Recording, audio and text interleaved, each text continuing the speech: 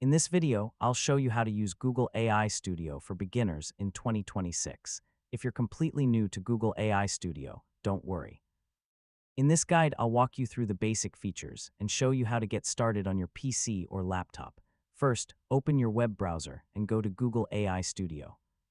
Sign in with your Google account and wait for the main workspace to load. Once you're inside, take a moment to look at the interface.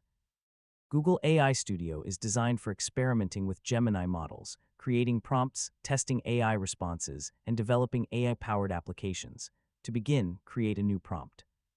This gives you a space where you can communicate with a Gemini model. Now type a simple instruction into the prompt area.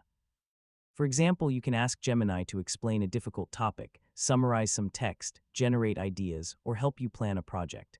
After entering your prompt, run it and review the response.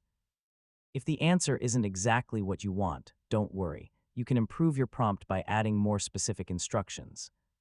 For example, instead of simply asking for information about a topic, tell Gemini who the explanation is for, what format you want, and how detailed the response should be. You can also experiment with different available Gemini models. Depending on your account and the current Google AI Studio interface, different models may be available for different tasks.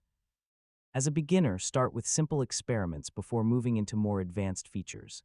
Try asking Gemini to generate text, analyze information, create ideas, or help with coding. If you're interested in app development, Google AI Studio can also help you experiment with AI-powered applications.